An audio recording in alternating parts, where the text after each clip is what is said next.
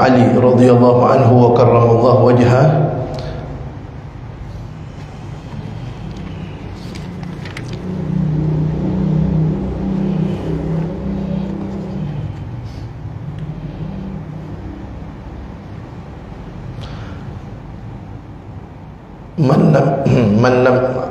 man lam yakun indahu sunnatullah wa sunnatu rasulih wa sunnatu awliyaihi falaysa fi yadihi syai'un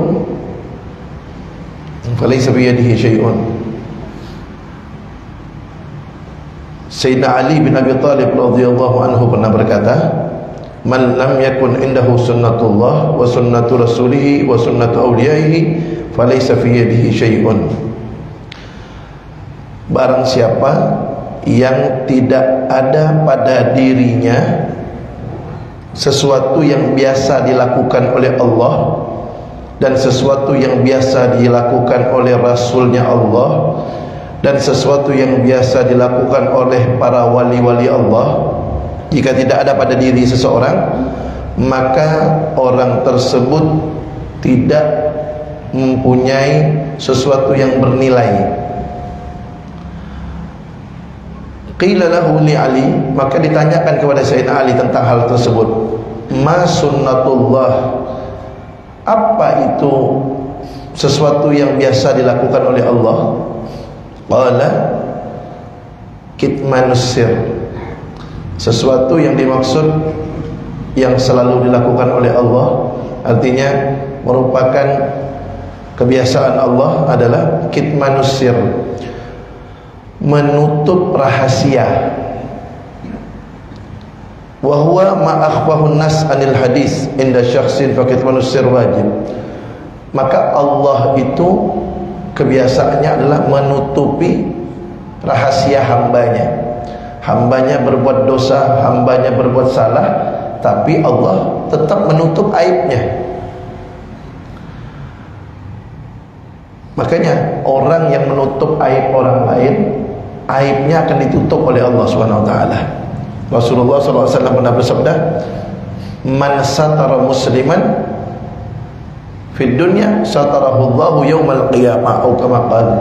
Kata Nabi Muhammad, barang siapa yang menutup aib orang lain, menutup kejelekan orang lain, Allah akan tutup kejelekannya, Allah akan tutup aibnya, Allah akan tutup kesalahannya nanti pada hari kiamat. Berarti orang yang suka membicarakan kesalahan orang lain, orang yang suka membicarakan aib orang lain, siap-siap nanti aibnya, kesalahannya, keburukannya akan dibukakan oleh Allah nanti pada hari kiamat. Allah saja yang maha tahu menutup aib hambanya. Kenapa hambanya tidak mau menutup aib saudaranya sesama manusia? Itu kebiasaan Allah, kata Sayyidina Ali. Yang kedua, wa qila ma sunnatur rasul. Ditanya Sayyidina Ali, apa yang engkau maksud dengan kebiasaannya Rasulullah? Kata beliau, al-mudarah bainan nas, bergaul dengan orang, pandai-pandai mendudukkan orang tersebut pada posisinya. Artinya ketika kita bergaul dengan orang yang punya ilmu agama, bagaimana perlakuan kita kepada beliau. Ketika kita bergaul dengan pejabat, bagaimana tutur kata dan perilaku kita. Ketika kita bergaul dengan orang lebih tua, bagaimana tutur kata dan perilaku kita. Ketika kita bergaul dengan orang yang lebih muda, bagaimana kita memposisikannya. Nah itu hal tersebut, kata Sayyidina Ali, itu kebiasaannya Nabi Muhammad SAW. Jadi beliau pandai memposisikan orang yang bergaul dengan beliau, orang yang diajak bicara oleh beliau. Jadi jangan setiap orang itu disamakan. Ngomong sama budak kecil sama orang dewasa sama. Nah, itu bukan orang cerdas seperti itu, tidak. Harus beda. Ngomong dengan orang yang lebih tua dengan ngomong orang yang sama umur dengan dia, sementara harus lain caranya. Jangan orang tua diajak ngomong sama dengan teman sepadan dengan dia. Nah, kalau ketemu dengan sepadan kan peluk-peluk, tepuk-tepuk. Ketemu dengan orang tua, tepuk-tepuk dengan orang tua gini. Nah, itu kan orang namanya tidak memposisikan orang pada posisinya. Nah, itu bukan yang diajarkan Rasulullah SAW. Kemudian kata Sayyidina Ali, kemudian beliau ditanya lagi, wa qila ma sunnatu awliyaihi. Kemudian yang ketiga, Sayyidina Ali ditanya, apa yang engkau maksud dengan kebiasaan para wali-wali Allah? Kata beliau, ihtimalul adza anin nas, yaitu tahan terhadap gangguan manusia. Artinya ketika diganggu orang tidak balas, ketika diganggu orang sabar. Nah, itu tuh kebiasaannya wali-wali Allah. Artinya di antara ciri wali-wali Allah, di antara ciri hamba yang dekat derajatnya dengan Allah, di antara hamba yang derajatnya tinggi, di antara derajat hamba yang dicintai Allah, di antara buktinya adalah dia kalau diganggu orang dia sabar, tidak mau balas. Nah, itu salah satu sifatnya wali Allah yang sering nempel dengan mereka para wali Allah. Nah, kata Sayyidina Ali, kalau ketiga perkara ini tidak ada pada seorang, itu orang tidak ada nilainya. Maka tiga sifat ini usahakan ada pada diri kita. Satu, kebiasaan Allah nutup rahasia orang. Artinya jangan buka aib orang. Itu yang pertama, kata Sayyidina Ali. Yang kedua, kebiasaan Rasulullah. Apa kebiasaan Rasulullah SAW tadi? Apa kebiasaannya? Berbicara kepada orang, posisikan orang itu sesuai dengan posisinya. Kemudian yang ketiga, kebiasaan wali-wali Allah adalah dia tahan kalau diganggu sama orang, sabar, tidak membalas kalau urusan pribadinya. Nah, dengan tiga sifat ini kita akan dipandang oleh Allah SWT. Artinya dengan tiga sifat ini kita akan mendapatkan pandangan khusus dari Allah SWT. Karena tiga sifat ini adalah sifatnya Allah, sifatnya Rasulullah, dan sifatnya para wali-wali Allah. Ya. Makanya kira-kira kalau ada orang ngajak kita ngomongkan orang lain, bagus kita lari ya. Ya, kata Imam Ghazali, yang namanya ribah itu, ngomongkan kejelekan orang itu, yang kena dosanya bukan hanya yang ngomong, yang dengar pun kena. Kenapa? Karena kalau tidak ada orang dengar, tak mungkin dia ngomong. Kenapa dia ngomong? Karena ada yang dengar kan. Makanya jangan didengarkan. Ya.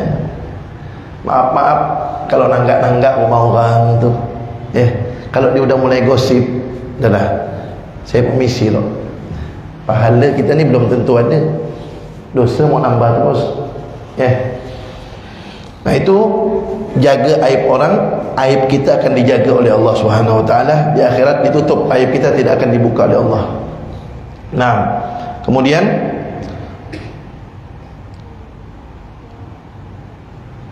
qila auhallahu ta'ala ila Uzair an-nabi, dikatakan Allah SWT mewahyukan kepada nabinya yang bernama Uzair.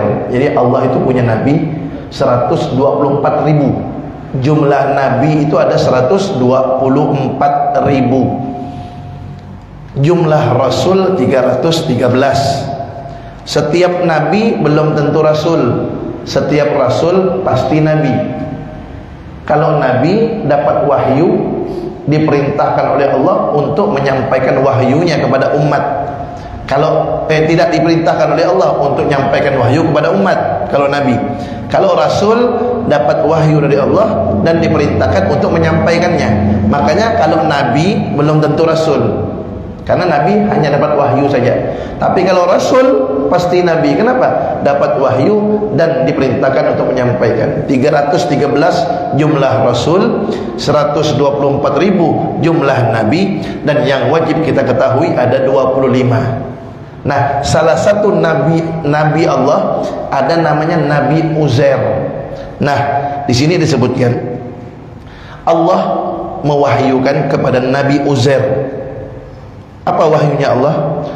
Wa idza asabaka baliyatun fala tashkuni ila khalqi, kata Allah, jika kamu tertimpa musibah, jangan kamu adukan aku kepada hambaku.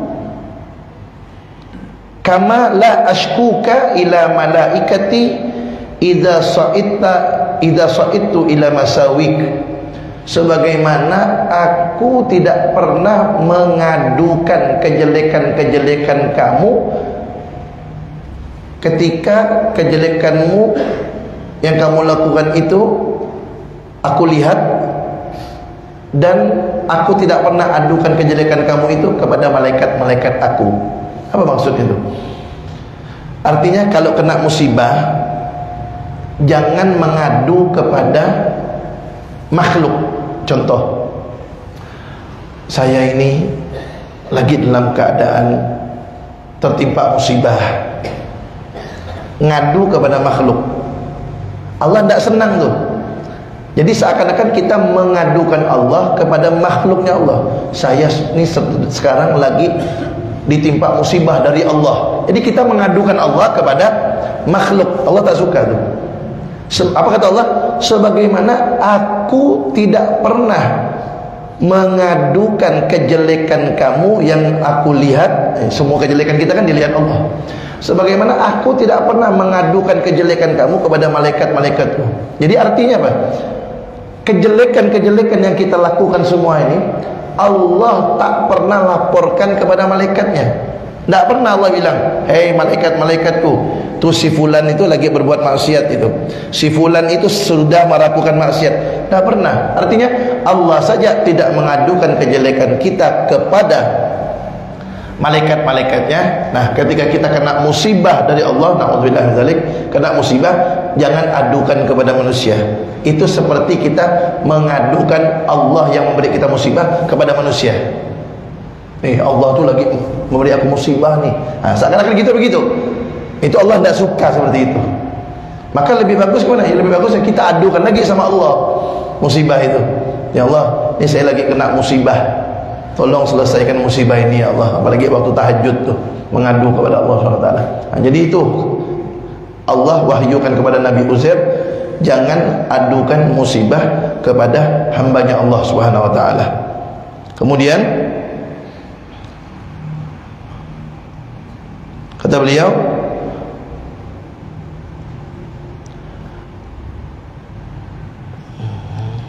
ay uyubak. Qala Imam Uyainah, man syakka lin-nas wa qalbuhu sabir radin bil qada lam yakun jaz'an fa inna an-nabiy sallallahu alaihi wasallam qala ajiduni ya Jibril maghmuman wa ajiduni makruban, jawaban li su'ali Jibril anhu fi marad mautihi, kaifa tajiduka.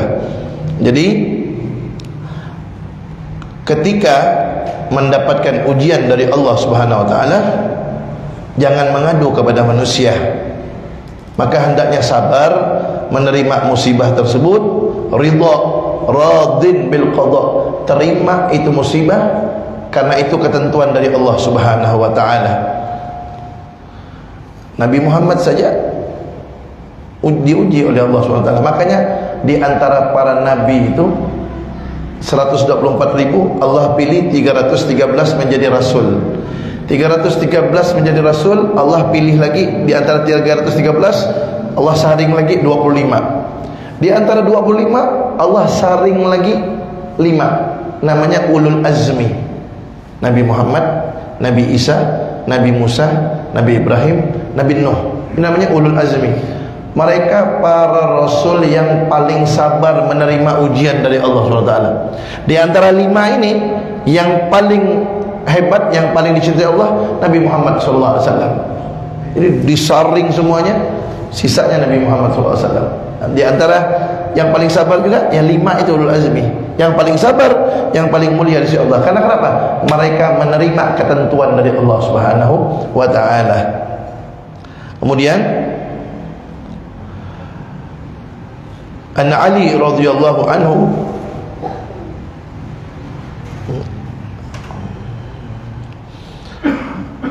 wa an Hatim al-Asam radhiyallahu anhu ma min sabahin illa wa yaqulu syaitan li ma ta'kul wa ma talbas wa aina taskun fa aqul lahu akulul mauta wa albasul kafan wa askunul gabra fa yahrub. Ada seorang wali Allah namanya Hatim Al-Asam. Hatim Al-Asam. Beliau ini dijuluki Hatim yang telinganya tuli. Padahal beliau tidak tuli. Kenapa beliau dijuluki orang yang tuli, peka? Karena beliau ini pada suatu hari beliau punya toko. Ketika beliau lagi berdagang, ada seorang wanita datang membeli suatu barang di toko beliau. Beliau tidak tuli, namanya Hatim, orang alim, orang soleh. Ini pelajaran penting nih, bagaimana kita menjaga aib orang. Ketika beliau didatangi wanita itu, maaf, wanita itu kentut depan dia. Besar lagi bunyi kentutnya, buang angin. Merah muka perempuan tuh, ya, karena perempuan kan pemalu. Kalau perempuan tak pemalu, diragukan kewanitaannya. Perempuan tuh pemalu. Merah mukanya. Nih coba lihat orang soleh, demi dia menjaga perasaan wanita itu, pura-pura tuli dia. Ketika wanita itu ngomong, dia tanya, mau beli apa bu? Wanita itu ngomong, dia pura-pura tuli. Apa? Dia bilang. Ngomong lagi wanita itu, saya mau beli ini dan ini. Apa? Dia bilang. Pura-pura tuli. Akhirnya wanita itu bilang, alhamdulillah, dia tidak dengar kentut saya. Ternyata dia tuli. Akhirnya mulai saat itu, setelah wanita itu pergi, Imam Hatim Al-Asam ini, mulai saat itu dia pura-pura tuli terus. Kenapa? Kalau dia habis itu pura-pura bisa mendengar lagi seperti biasa, nanti perempuan itu kan bakal tahu, oh ternyata dia pura-pura itu tuli. Akhirnya dia selama itu pura-pura tuli, terus dia pura-pura tuli. Sampai kapan? Sampai wanita itu meninggal. Setelah wanita itu meninggal, baru dia kembali seperti semula. Artinya dia bergaul dengan orang seperti orang yang dengar normal. Tidak begitu-gitu, tidak pura-pura tuli. Untuk kenapa? Dia pura-pura tuli, bertahun-tahun dia pura-pura tuli. Kenapa? Untuk menjaga perasaan si wanita itu, nutup aib orang. Itu yang mau kita baca ucapannya. Dan yang cerita seperti itu ada lagi cerita seperti itu di zaman seorang orang yang soleh, wali Allah. Jadi wali Allah ini dia didatangi oleh seorang wali Allah juga, ya, didatangi. Dia bilang, saya lupa nama wali Allahnya siapa tuh. Dia bilang, bermimpi Rasulullah SAW. Rasulullah kirim salam sama tukang sayur. Rasulullah kirim salam sama tukang sayur.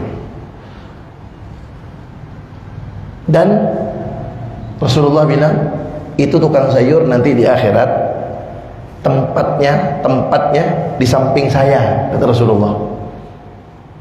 Akhirnya orang yang disuruh nyampaikan salam ke tukang sayur ini heran, kok tukang sayur itu dapat salam dari Rasulullah, dimimpikan seorang wali Allah. Ya, kalau mimpi Rasulullah itu pasti benar. Rasulullah sendiri yang bersabdakan, man ra'ani fil manam faqad ra'a haqqa fa inna syaitan la yatamatsalu bi aw kama qala. Kata Nabi, siapa yang melihat aku dalam mimpi, maka sungguh dia melihat suatu kebenaran, karena setan tidak bisa menyerupai aku, kata Nabi. Man ra'ani fil manam fasayarani fil yaqadhah. Kata Nabi Muhammad, siapa yang melihat aku dalam mimpi, dia akan melihat aku dalam keadaan terjaga. Orang yang mimpi Nabi, pasti dia akan melihat Nabi dalam keadaan sadar. Nabi datang, pasti itu, karena beliau yang bersabda. Dan orang kalau mimpi Nabi, itu pasti Nabi Muhammad. Kalau yang lain masih bisa setan menyerupainya, tapi kalau Nabi Muhammad, setan tak bisa menyerupai Nabi Muhammad. Kalau ada orang mimpi Nabi Muhammad, itu benar Nabi Muhammad. Nah, ini orang mimpi Rasulullah kirim salam sama tukang sayur. Akhirnya Datang dia ke tukang sayur nih, yang disuruh kirim salam nih datang. Pak, Pak, ada orang mimpi Rasulullah kirim salam sama kamu. Bingung tukang sayur nih. Benar lah, iya, Rasulullah kirim salam sama kamu. Kata yang nyampaikan salam ini bilang, saya mau tanya, kamu nih punya amalan apa? Enggak ada, saya enggak punya amalan apa-apa, enggak ada. Kata orang ini bilang, kalau kamu kasih tahu saya amalan kamu, saya akan kasih kamu berita satu lagi, berita yang menggembirakan dari Rasulullah. Iya, kata dia, saya ndak ada amalan apa-apa, ndak ada. Cuma dulu saya itu berapa tahun yang lalu menikahi seorang wanita. Wanita itu hamil duluan, hamil dengan laki-laki lain. Udah hamil 3 bulan kalau nggak salah, udah hamil 3 bulan atau 4 bulan. Saya nikahi, sah dan nikahnya sah. Cuman anaknya tidak bisa nasab kepada bapaknya, sah nikahnya. Saya nikah sama wanita itu. Untuk apa? Saya tidak cinta, kata dia, sama wanita itu. Saya nikahi dia untuk menutupi aib dia, biar dia tidak malu di kampungnya. Saya nikahi. Akhirnya karena sudah hamil 4 bulan, maka 5 bulan setelah pernikahan saya dengan dia, dia melahirkan. Kan? Melahirkan, udah 9 bulan melahirkan. Setelah melahirkan, si perempuan itu bilang, wahai suamiku, ini saya sudah melahirkan, tapi jarak nikah sama melahirkan ini cuma 5 bulan. Orang pasti tahu, orang kampung ini, masa 5 bulan melahirkan, ini pasti anak zina, orang kampung pasti tahu. Apa kata suaminya bilang, orang soleh, tenang, urusan saya, dia bilang. Akhirnya setelah melahirkan, udah dibersihkan apa segala macam, itu anak sama suaminya, orang lagi sholat subuh di masjid, dibawa sama dia, dibawa, ditaruh depan pintu masjid. Dia sengaja datang terlambat, orang udah sholat subuh, udah mulai, dia datang, disimpan bayinya dekat pintu. Kemudian dia ikut sholat berjamaah. Setelah sholat berjamaah, kan bayi nangis tuh, ribut semasjid, suara bayi itu. Setelah sholat berjamaah, orang-orang pada ke belakang lihat bayi itu. Ini bayi siapa? Ini bayi siapa nih? Akhirnya semua tak ada yang ngaku. Ini yang tadi ini, apa dia bilang? Waduh, ini bayi siapa nih? Ya udahlah, gini ya, gini. Karena tidak ada yang mau ngaku, biar saya yang merawatnya, biar saya aja yang ngambilnya. Dia ngambilnya. Dia ngambil, dibawa lagi ke rumah sama dia. Siapa yang merawatnya? Ya ibu tadi itu yang melahirkannya. Tuh, bagaimana cara dia tuh untuk nutupi aib perempuan itu. Dari mulai menikahinya sampai bayinya yang melahir 5 bulan setelah pernikahan, bagaimana itu biar tidak ketahuan anak zina. Dia seperti itu caranya untuk nutup aib orang. Nah, setelah dia cerita seperti itu, apa kata yang memberikan kabar gembira ini bilang? Dia bilang, kamu tahu nggak? Ada satu lagi kabar gembira untuk kamu. Bukan hanya Rasulullah kirim salam sama kamu. Rasulullah bilang, kamu akan duduk di samping Rasulullah nanti pada hari kiamat. Apa amalannya? Amalannya apa, Pak? Nutup aib orang, tidak membuka aib orang. Dia di samping Nabi Muhammad SAW. Artinya apa? Sangat cintanya Nabi Muhammad kepada orang yang menutup aib orang lain. Bagaimana dia berusaha sampai seperti itu. Artinya usaha yang kita lakukan itu tidak akan sia-sia. Hadirin hadirat yang dirahmati Allah, tahu enggak? Kita punya amalan semua ini. Setiap hari Kamis disodorkan kepada Nabi Muhammad SAW. Setiap hari Kamis. Jadi Nabi Muhammad ini tahu kartu kita semua ini, tahu Nabi Muhammad. Nabi Muhammad ini tahu semua kebaikan kita, Nabi Muhammad tahu, kejelekan kita, Nabi Muhammad tahu. Jadi kalau kita melakukan suatu perbuatan sendiri, tidak ada yang tahu orang. Allah tahu, Nabi Muhammad tahu. Kalau Allah tahu udah jelas, Allah Maha mengetahui. Kalau Nabi Muhammad tahu gimana? Setiap hari Kamis catatan amal kita ini disodorkan kepada Nabi Muhammad. Apa kata beliau? In wajadtu khairan hamidullah. Kalau aku dapatkan amalan umatku baik, aku memuji Allah. Senang beliau memuji Allah. Kemudian apa kata beliau? Wa in wajadtu ghaira dzalik istaghfartullah ta'ala lakum. Kalau aku mendapatkan amalan umatku tidak baik, aku minta ampun kepada Allah Ta'ala untuk kalian. Jadi Nabi Muhammad itu sayang sama umatnya bukan hanya di dunia. Beliau sudah berada di alam kubur, dapat setoran amalan umatnya tidak baik, beliau masih minta ampun kepada Allah untuk umatnya. Jadi dalam kubur pun masih sayang sama umatnya. Di akhirat ngasih syafaat. Jadi Nabi Muhammad itu sayang sama umatnya dari dunia, alam kubur sampai di akhirat. Nah, jadi artinya kalau kita mau menyenangkan Nabi Muhammad, kalau kita mau membahagiakan Nabi Muhammad, beramallah amalan yang soleh. Kenapa? Karena semua amal kita akan dilihat Nabi Muhammad tiap hari Kamis. Alangkah bahagianya beliau ketika beliau lihat di amal kita, oh malam Sabtu duduk solat berjamaah, maghrib duduk majelis taklim, lanjut solat isya. Senyum beliau, senyum, dan beliau mengatakan alhamdulillah. Itu beliau sendiri yang menyampaikan.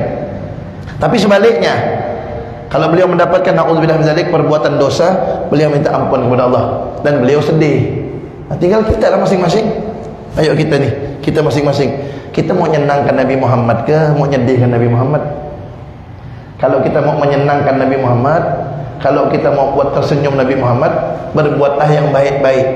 Karena beliau tahu semua yang kita lakukan, semuanya, sedetail-detailnya beliau tahu. Jangankan perbuatan kita, isi hati kita itu akan disodorkan kepada Nabi Muhammad. Nabi Muhammad, ini orang waktu melakukan ini niatnya ini, disodorkan oleh Nabi Muhammad. Senang beliau dengan kita. Makanya kita semua ni, apapun profesi kita, semuanya kita bisa menyenangkan Nabi Muhammad. Yang punya ilmu, senangkan Nabi Muhammad dengan ilmunya. Yang kaya, senangkan Nabi Muhammad dengan hartanya. Yang pejabat, senangkan Nabi Muhammad dengan jabatannya. Yang punya tenaga pikiran, senangkan Nabi Muhammad dengan tenaga pikirannya. Semuanya bisa menyenangkan Nabi Muhammad SAW. Nah, ini sebagaimana Hatim Al-Asam, beliau salah satu caranya menyenangkan Nabi Muhammad dengan menutup aib orang lain, sampai beliau rela pura-pura tuli bertahun-tahun sampai wanita itu meninggal. Ini kadang-kadang orang baru sedikit melakukan aib, langsung disebar di medsos. Udah status sebar kan. Tak ada sebar di medsos, tak cukup ngomong tuh, tak cukup dia ngomongkan dengan orang lain, sebar lagi di medsos, ngomongkan aib orang lain. Ya, na'udzubillah min dzalik. Ingat ya, ingat, kalau kita menyebarkan aib orang lain, siap-siap aib yang menyebarkan itu akan dibuka nanti oleh Allah. Tapi kalau dia nutup aib orang lain, maka dia beruntung, aib dia akan ditutup oleh Allah Subhanahu wa ta'ala. Apa kata beliau? Imam Hatim Al-Asam, beliau berkata, kata beliau, ma min sabahin illa wa yaqulu syaitan, tidaklah datang setiap pagi, tidaklah datang setiap pagi, kata beliau, kecuali setan itu pasti berkata setiap pagi, lima ta'kul wa ma talbas wa aina taskun. Apa yang kamu makan itu untuk saya, kata setan. Apa yang kamu pakai itu untuk saya, kata setan. Dan apa yang kamu tempati itu untuk saya, kata setan. Setiap hari itu setan mengatakan seperti itu. Fa aqulu lahu, maka saya katakan kepada setan, nih wali Allah, dia katakan kepada setan, apa kata beliau? Akulul maut, saya ini makan kematian. Artinya saya ini setiap hari merasakan dekatnya kematian. Jadi dia bilang saya makan kematian, artinya saya ini orang yang setiap hari merasakan dekatnya kematian. Wa albasul kafan, dan saya ini merasa setiap hari saya sebentar lagi akan memakai kain kafan. Wa askunul gabra, dan saya ini akan menempati kuburan sebentar lagi. Jadi artinya dia jawab itu perkataan setan setiap hari, yang kamu makan, yang kamu tempati, yang kamu pakai, semuanya untukku, kata setan. Apa dia bilang? Yang saya makan, saya merasakan ingin dekat mati setiap hari. Saya merasakan setiap hari saya akan memakai kafan. dalam waktu dekat, dan saya dalam waktu dekat akan masuk dalam kubur. Artinya apa? Dia setiap hari merasa dirinya sebentar lagi akan mati. Maka dengan sebab itu fayahrub, setan itu lari, kata dia. Artinya setan dengan sebab itu tidak mempan ganggu dia, tidak mempan ganggu dia untuk berbuat jelek itu, tidak mempan. Kalau setan taubat itu tidak mungkin. Setan taubat tak mungkin. Setan itu makin tinggi derajatnya orang, makin banyak ibadah orang, makin tinggi pangkatnya. Wali-wali Allah yang ganggunya jenderal. Kalau kita ni, saya lah kelas kopral masih. Kalau yang wali-wali Allah kelasnya jenderal. Syekh Abdul Qadir Jailani itu pimpinannya para wali pada masanya, Sultanul Aulia, pimpin para wali. Beliau lagi berzikir tengah malam, tiba-tiba datang cahaya. Cahaya itu mengeluarkan suara, "Hai Abdul Qadir, mulai saat ini engkau bebas melakukan apa saja. Saya Tuhanmu," kata dia. Apa yang dilakukan Syekh Abdul Qadir Jailani? Dia ambil sendal, dilempar tu cahayanya. "Pergi engkau wahai yang terlaknat," dilempar. Akhirnya cahaya itu mengecil-mengecil dan hilang. Kemudian mengeluarkan suara lagi. Apa cahaya itu bilang? "Hei Abdul Qadir, kok kamu tahu saya ini iblis?" katanya. "Dengan apa kamu tahu kalau saya ini iblis?" Kata Syekh Abdul Qadir Jailani, "Saya tahu kalau kamu itu iblis dengan ilmu agama." Kenapa? Karena tak mungkin selama orang itu masih hidup di dunia dia harus melaksanakan kewajiban dan harus meninggalkan yang haram. Dari itu saya tahu bahwasanya kamu itu adalah iblis. Artinya apa? Sekelas Syekh Abdul Qadir Jailani saja masih diganggu oleh iblis, dan iblisnya jenderal, apalagi kita. Nah, setan itu setiap hari pasti mengganggu. Nah, Imam Hatim Al-Asam menjawab setan itu, "Saya merasakan mati setiap hari. Saya merasakan sebentar lagi saya akan pakai kain kafan.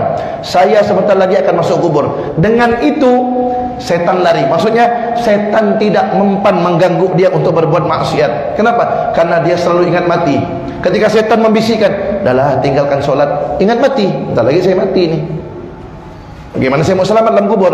Ketika setan mengganggu dia, membisikkan dia untuk maksiat, dia ingat mati lagi. "Saya mati, nanti dosa saya banyak, saya tidak selamat dalam kubur." Jadi semua tipu daya setan tidak mempan kepada dia. Kenapa? Karena dalam hatinya tertancap selalu ingat mati dan sebentar lagi akan masuk kuburan. Berarti pelajaran apa yang bisa kita ambil? Berarti salah satu cara untuk kita melawan godaan setan adalah ingat mati. Ingat bentar lagi kita masuk dalam kuburan.